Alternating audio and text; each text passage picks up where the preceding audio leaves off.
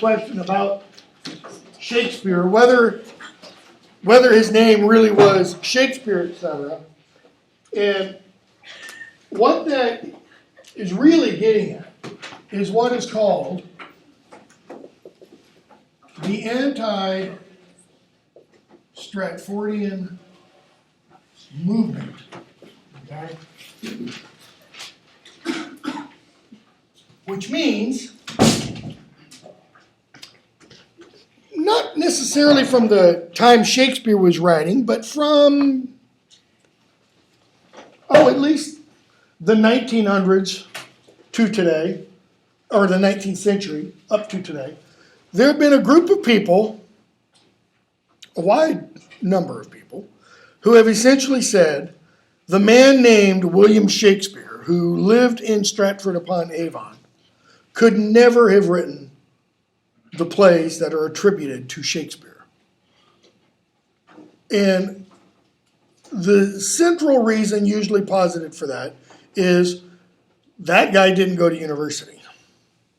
And only somebody who had attended university could have written the plays. In other words, it's an extremely elitist attitude. And I say that being an extreme elitist, okay? And by that I mean an extreme elitist in some senses, you know. But what I mean by that is there's still quite a few today, and some of them are big name individuals. I mean, big scholars, big actors, etc. George Bernard Shaw was one who thought Shakespeare didn't write the plays. Okay, usually there's a couple of different people that all the works are attributed to, not just the plays, but the poems also. One is Edward de Vere, Earl of Oxford, alive at Shakespeare's time, who was a writer. Okay. Another one is Sir Francis Bacon, because Sir Francis Bacon was very well educated, who is obviously a writer, etc.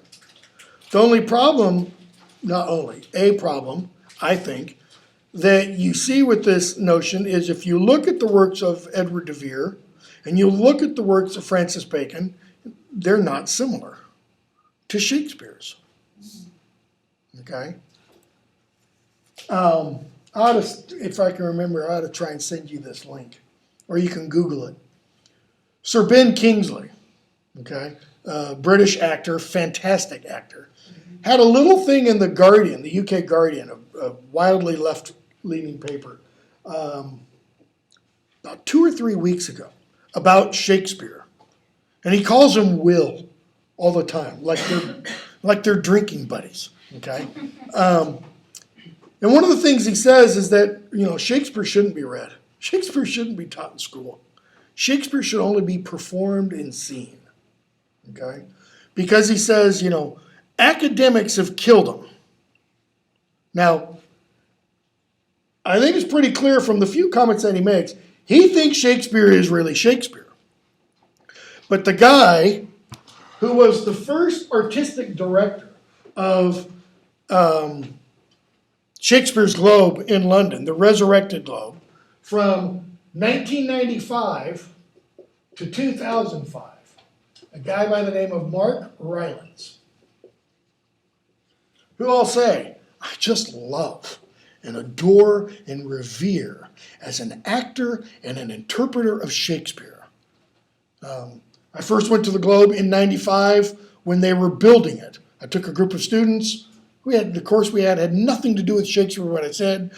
We can get in, they'll show us around, you can watch it being built. And every other time I've been to London, I've seen usually a minimum of 3 plays at the Globe. Rylance, in my opinion, is one of the best Shakespearean actors ever. The guy can play everything, and he does it wonderfully. He doesn't think Shakespeare wrote the plays. He thinks it had to be somebody else. It had to be somebody, essentially, with a university education. Okay? Here's why I don't think that's necessary. And I probably shouldn't say this because I'm recording this. I'm going to put it on YouTube.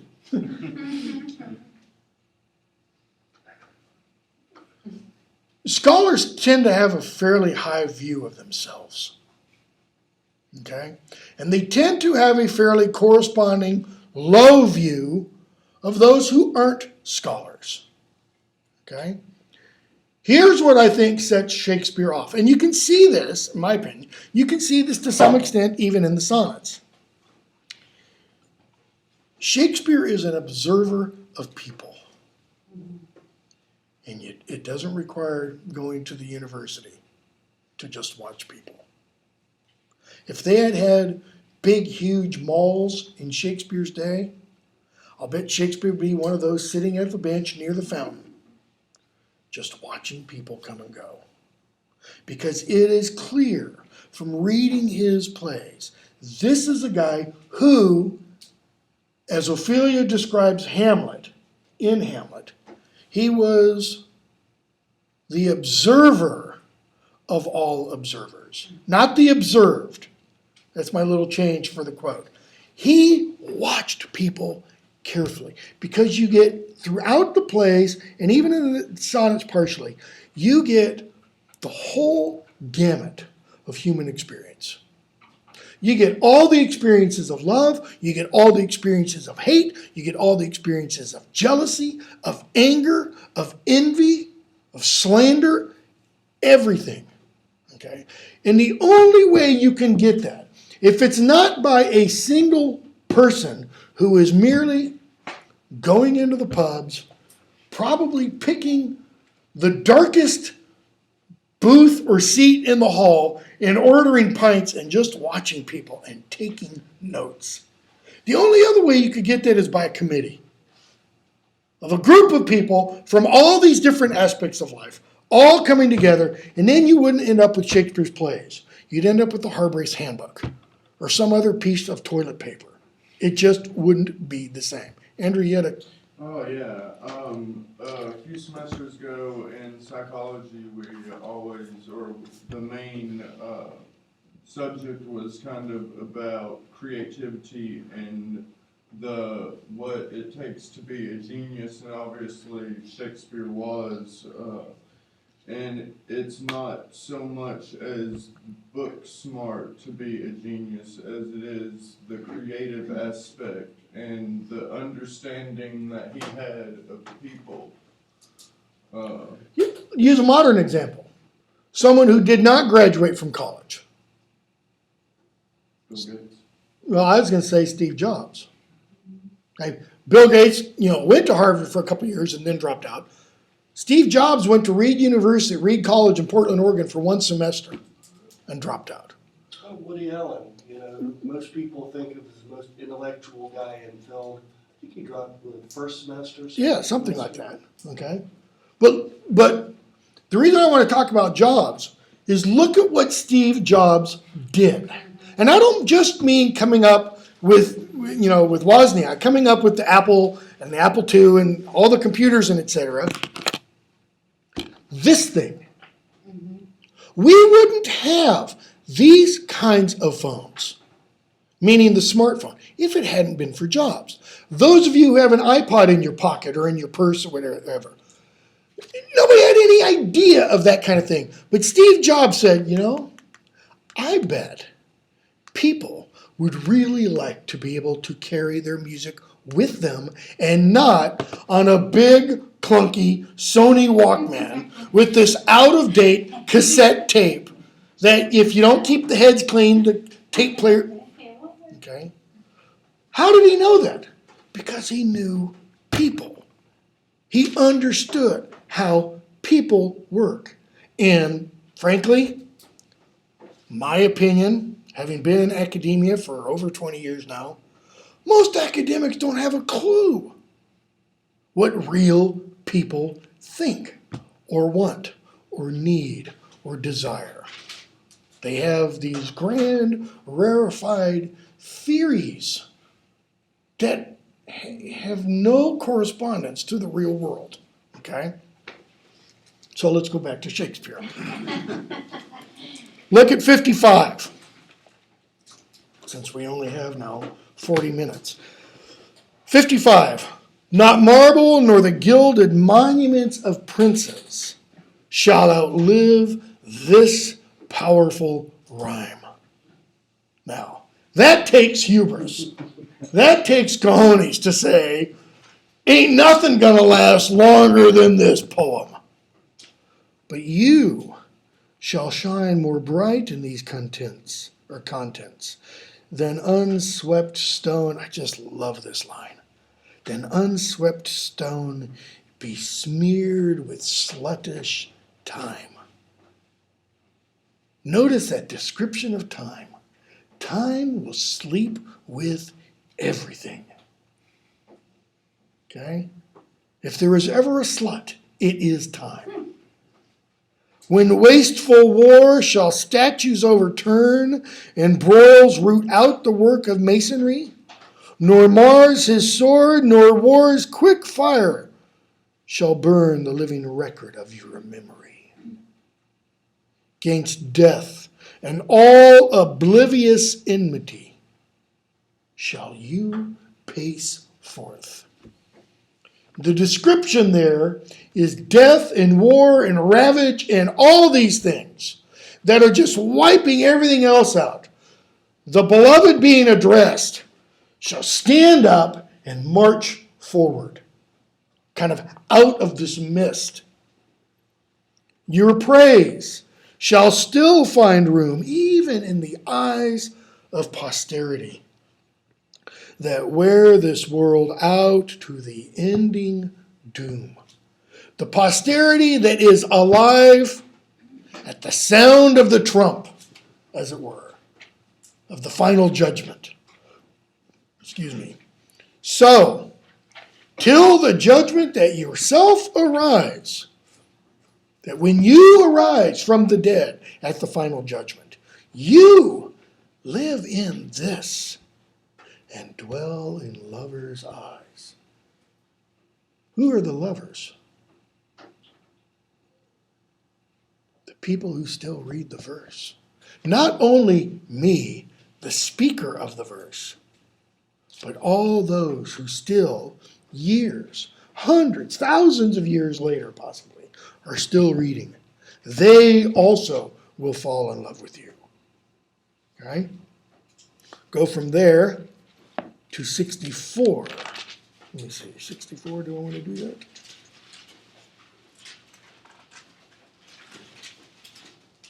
Yeah. When I have seen by time's fell hand defaced the rich proud cost of outward buried age, when sometime lofty towers I see down raised, and brass eternal slave to mortal rage.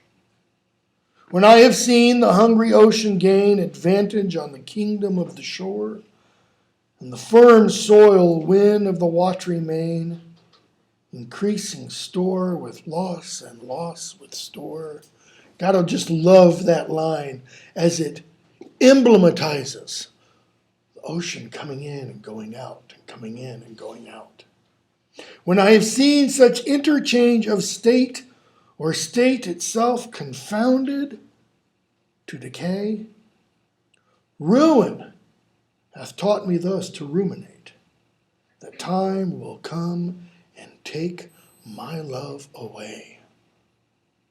In other words, he says, I see around me and I see time and decay ruin all. And when I think about that, I have to acknowledge, you too will die. This thought is as a death which cannot weep, which cannot choose but weep, to have that which it fears to lose. That is, I have you now, and yet even having you now, yet I must weep because I know I must lose you eventually. Since brass, nor stone, nor earth, nor boundless sea, but sad mortality o'ersways their power. Now notice the things he's described there. Brass, stone, earth, boundless sea. These are all hard, tough, durable things. But sad mortality oversways their power. How with this rage, the rage of time, mortality, how with this rage shall beauty hold a plea, whose action is no stronger than a flower? Think of a daisy or a daylily. How can this thing oversway all these others? How shall summer's honey breath hold out against the wrathful siege of battering days, when rocks impregnable are not so stout, nor gates of steel so strong, but time decays? Oh, fearful meditation. Meditation is a particular kind of poem. It's a religious poem. It's a devotional poem. It's designed to get you to think inwardly of spiritual truths and realities. Oh, fearful meditation, where, alack, shall time's best jewel from time's chest lie hid? Notice the punning there. Time's best jewel should be hid in time's chest. Why? Because you put jewels in chests to preserve them, to keep them. It's not what he means, though. I want to keep this time's best jewel away from time's chest, because what is time's chest like? We have an image today that Shakespeare didn't have at hand, but if he did, I would lay money on it that he would have used it repeatedly. The black hole from which nothing escapes. Shakespeare would have just loved that image. Or what strong hand can hold his swift foot back? And he might be punning there on the word foot, meaning both the metrical foot, the unstressed and stressed syllables, okay, as well as the ever-advancing footstep of time? Or who his spoil or beauty can forbid? Who can stop time's spoiling of beauty? Oh, none. None. Unless this miracle have might, that in black ink my love may still shine bright. Now remember what I said yesterday about beauty. Beauty in the Shakespearean age, or the Elizabethan age, was characterized as whiteness. And so he says that in black ink, my love may still shine bright. Well, how can black shine bright? Take a look at a black car. What do you see as soon as you walk up to that car? Your reflection. It's shiny. Okay? That's how. Now look at 73. No, look at 71, then 73. No longer mourn for me when I am dead, then you shall hear the surly, sullen bell. That bell we talked about the other day, tolling for the dead. Then you shall hear the surly, sullen bell give warning to the world that I am fled from this vile world, with vilest worms to dwell. Notice what the speaker says about life here. It stinks. And when you die, you go to live with something that stinks even more. Worms. Nay, if you read this line, meaning after I'm dead, if you read this line, remember not the hand that writ it. For I love you so that I in your sweet thoughts would be forgot, if thinking on me then should make you woe. If it brings you sorrow, I would rather you not think of me. So don't read these lines after I am dead. Oh, if, I say, you look upon this verse, when I perhaps compounded am with clay, do not so much as my poor name rehearse, but let your love even with my life decay. As I die, let your love for me also die. Why? Conclusion. lest the wise world should look into your moan and mock you with me after I am gone. Lest the wise world, those who think they know everything, should look into your claims, your cries, your expressions of woe, meaning, why is he saying that? Who died? What's going on?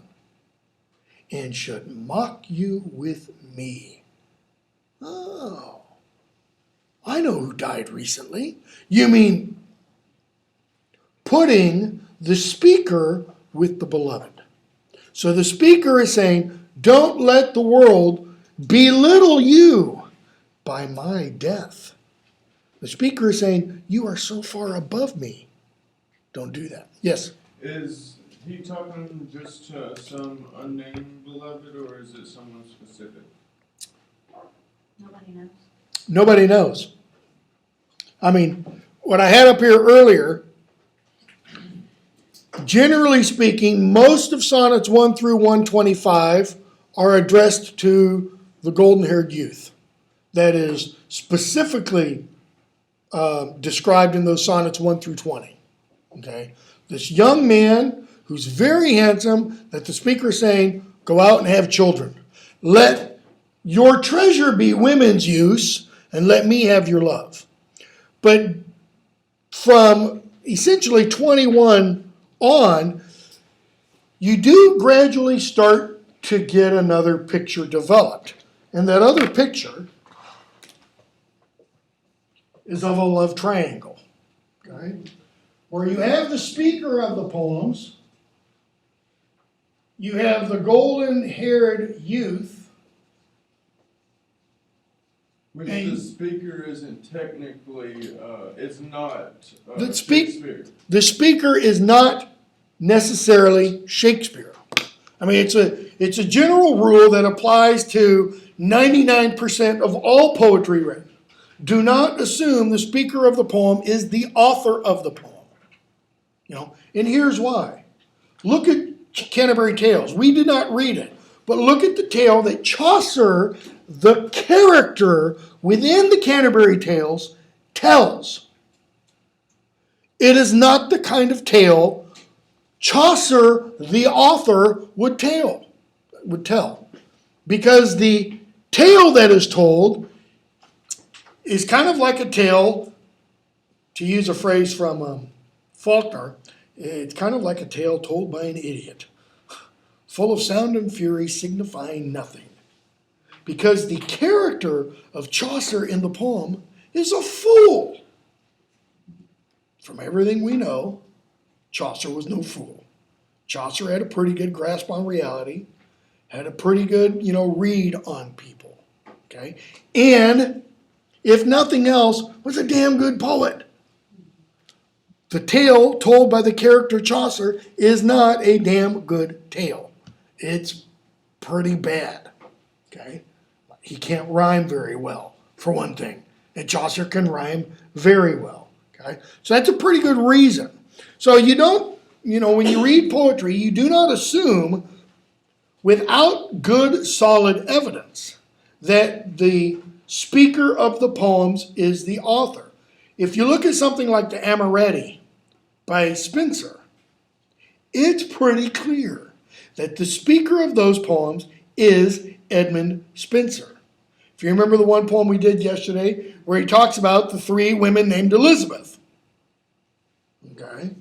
That's a pretty clear indication that the speaker is somebody whose mother is named Elizabeth, who has a queen named Elizabeth, and who marries a woman named Elizabeth. We don't know of any other writers during the period named who fits kind of that criteria.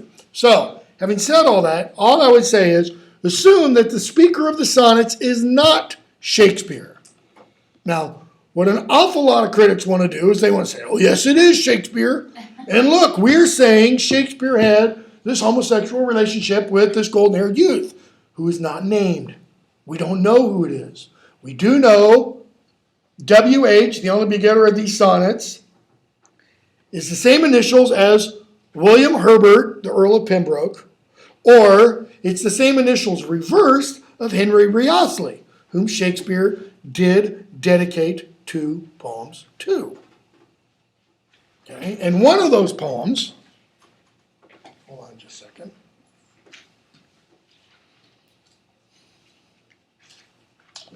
One of those poems, The Rape of Lucrece, this is what Shakespeare writes, okay, to the Right Honorable Henry Wriothesley, Earl of Southampton and Baron of Titchfield. I'm reading right from it. The love I dedicate to your lordship is without end, whereof this pamphlet, without beginning, is but a superfluous moiety. The warrant I have of your honorable disposition, not the worth of my untutored lines, makes it assured of acceptance. In other words, because you are so honorable, you will accept this, not because of any merit on my part.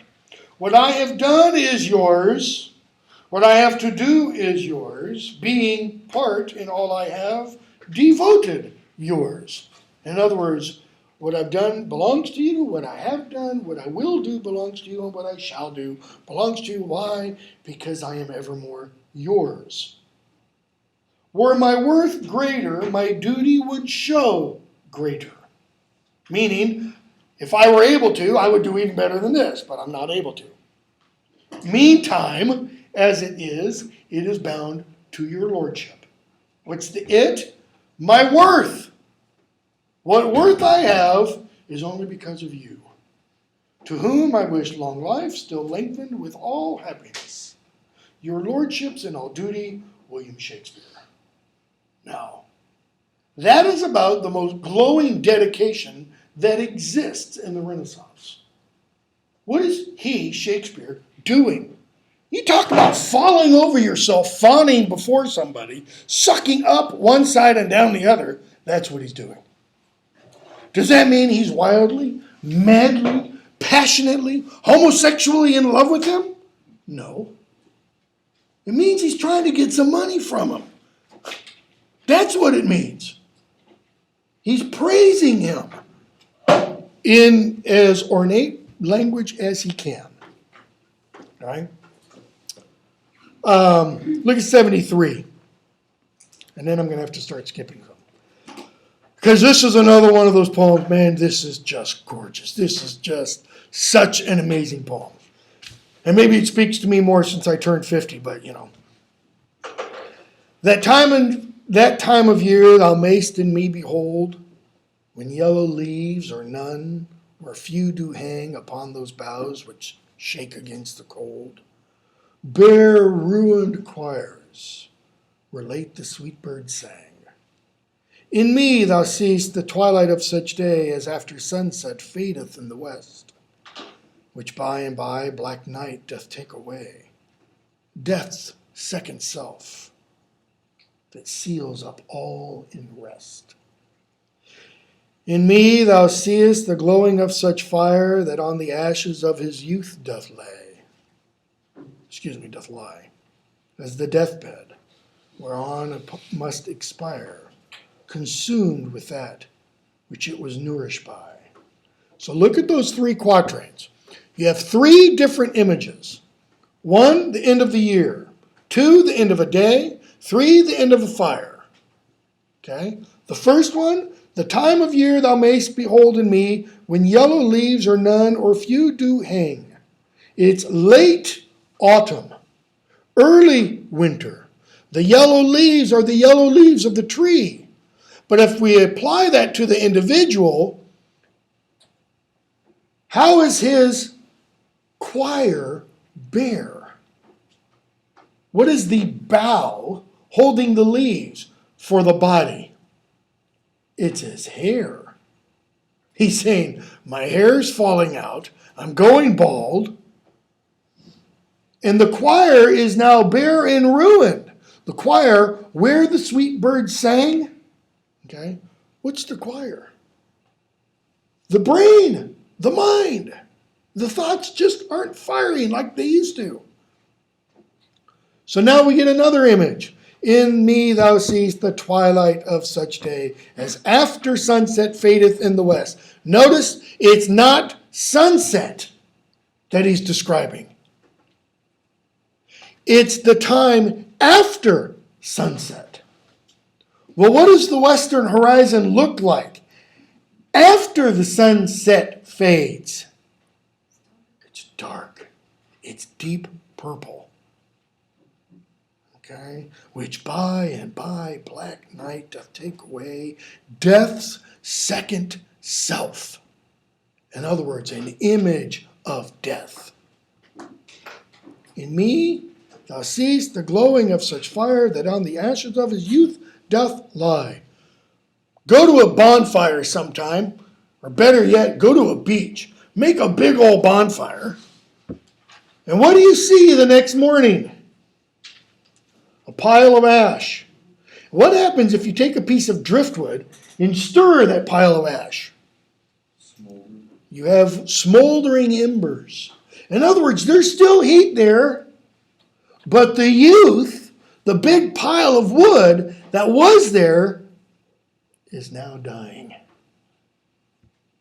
Consumed with that which it was nourished by. This thou perceivest. In other words, you, the person being addressed, you perceive this in me, the speaker, which makes thy love more strong. Not the speaker's love. Your love for me is even stronger. Why? Because you perceive that I am dying? Possibly. What is another way of dying without physically dying? Paul used the term earlier. Absence. Separation. If separation isn't a form of death, what is? Okay? To love that well which thou must leave ere long. Notice who's leaving, not the speaker. But the speaker is saying, I'm dying, I'm shriveling, I'm wilting away. Why? Because you must leave. It's like the oxygen that fuels the fire is going away.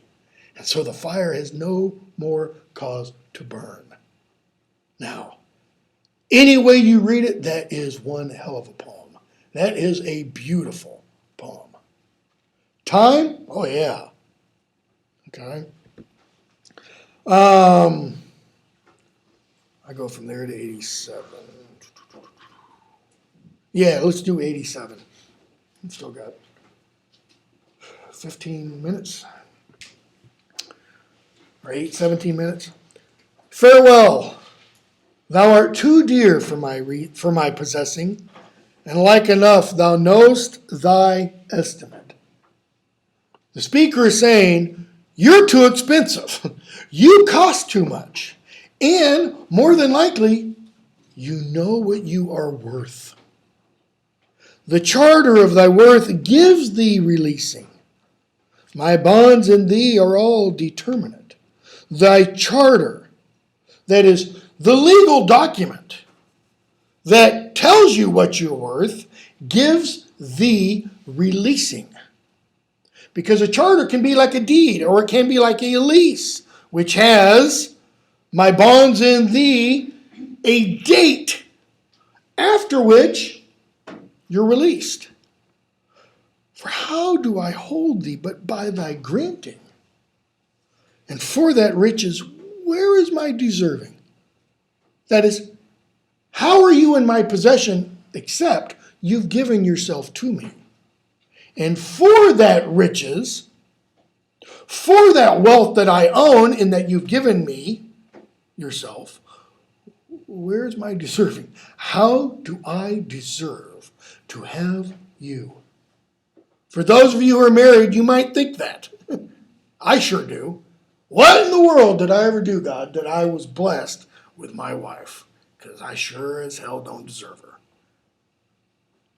The cause of this fair gift in me is wanting. He's saying, I have never done anything to deserve your giving of yourself to me. And so my patent back again is swerving. My patent, my deed of ownership on you comes back to me, meaning I don't own you anymore. Or thyself thou gavest, thy own worth then not knowing. When you first gave yourself to me, you didn't know what your worth was. You didn't know what your value was. Or to me, whom thou gavest it else mistaking. Or maybe you thought I was somebody I'm not. I mean, what do we often hear as a cause for divorce? We grew apart. Or you're not the person I married. So thy great gift upon misprision growing. Misprision, your gloss says, error. It's not just error. It means misprecision. Okay? Misidentifying, growing. Your great gift, once you realize how wrongly it was given, it comes home again. It goes back to you on better judgment making. It's like the speaker's beloved. Let's assume for the moment, just because I want to give it a name. Let's assume the speaker is Shakespeare, or the sheaker is Shakespeare, whichever. Assume the speaker is Shakespeare. It's like the beloved is saying, boy, this Shakespeare fellow just isn't what I thought. And therefore, what does the speaker do? What does the beloved do? Withdraws. Leaves. Thus have I had thee as a dream doth flatter. And I'll bet every person in this room knows exactly what Shakespeare is talking about. You have a dream. I mean a literal dream. You are sound asleep. And in that dream, what bliss. In sleep, a king. But waking, no such matter. Because waking up, you're like, no, let it come back. And you go back to sleep, and you try to get the dream back, and it won't come. In sleep, a king, having all at your command, but waking, not so much. Okay? Go from there to, shoot. Do I have 94? No. Yes, I do. Okay, 93.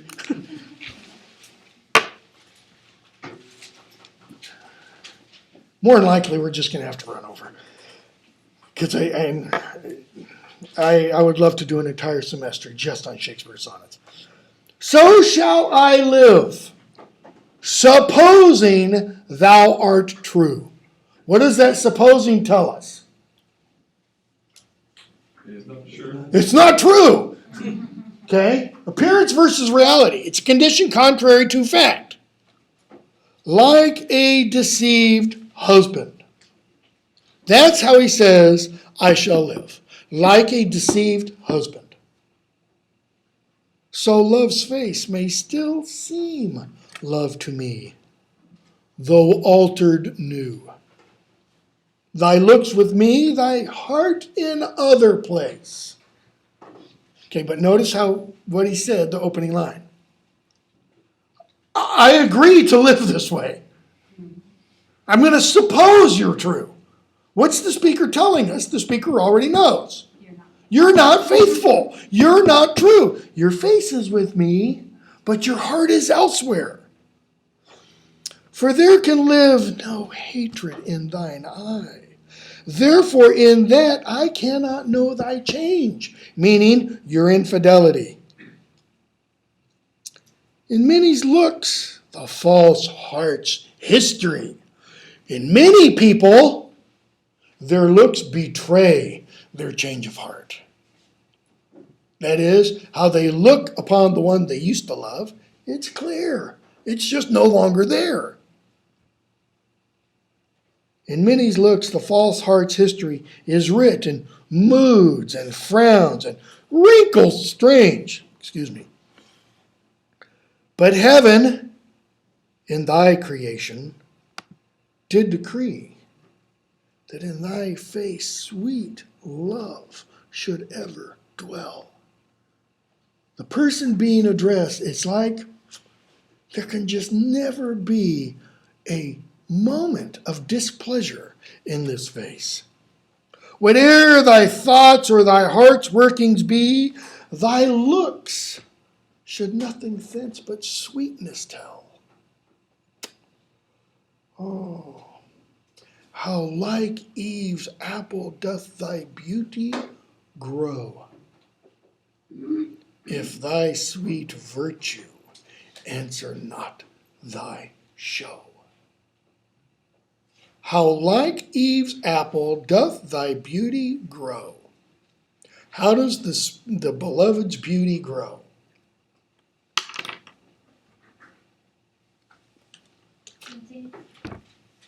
Tempting. How did Eve's apple grow? As temptation grew. Okay. It grew to such that it finally tempted her. Then how did it grow? It led to sin and evil and death and rottenness and foulness and changeability and inconstancy in women and men. How like Eve's apple doth your beauty grow.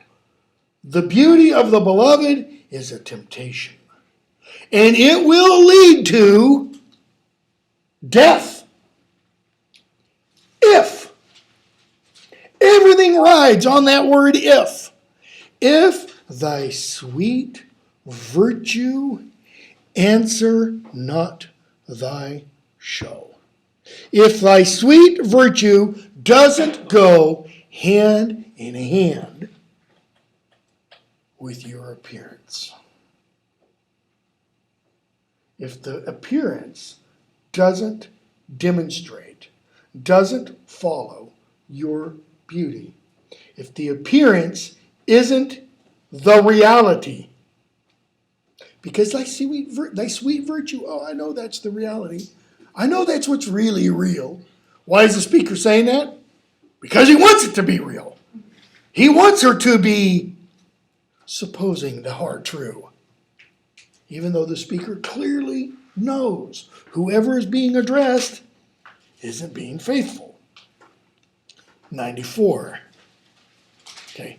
Shakespeare sonnets, I think, man, you get the greatest narrative story of this love that waxes and wanes. Okay?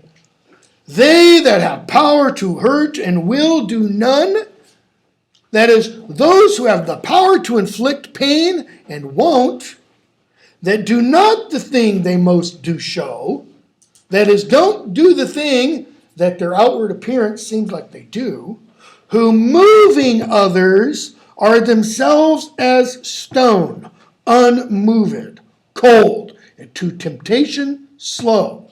These kinds of people, what does he mean? Drop dead, gorgeous, handsome people who just by their very looks cause others to do what? To suffer hurt, to suffer pain. How? The Petrarchan sins. They fall in love.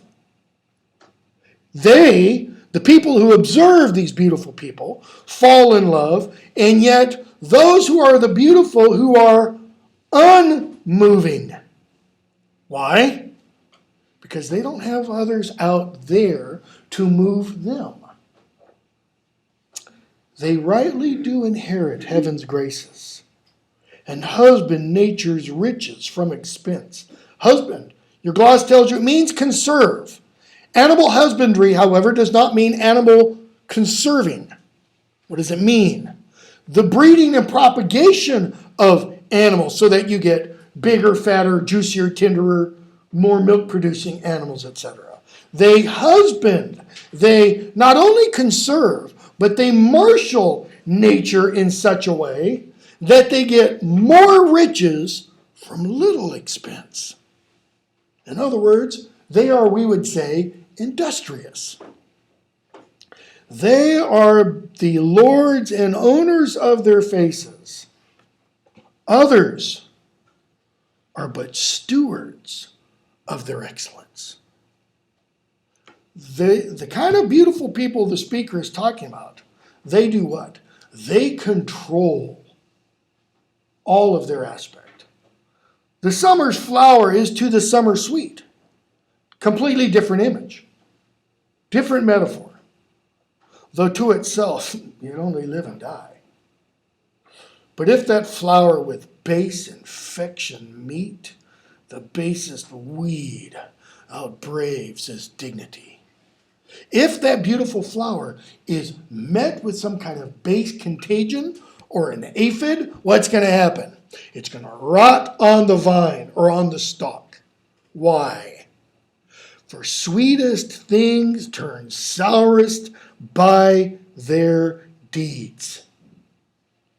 Lilies that fester smell far worse than weeds. What's he saying? What's the upshot of the entire poem? Something which is perfect and fallen is worse than something that was not perfect to begin with. Bingo. Okay, now apply it to a person. I think the speaker's getting a little pissed. Exactly. He was worried in the last one. Exactly. He's past worried here. The speaker is saying, oh, you foul slut. Lilies that fester. What are lilies? What is the lily emblematic of? Purity. Purity that goes rank. That's even worse than a common weed. In other words, you expect a whore to be what? A whore. You don't expect your beloved, your little angel, to be a whore. So don't be a whore. Be my little angel still, please. Okay? Oh, shoot.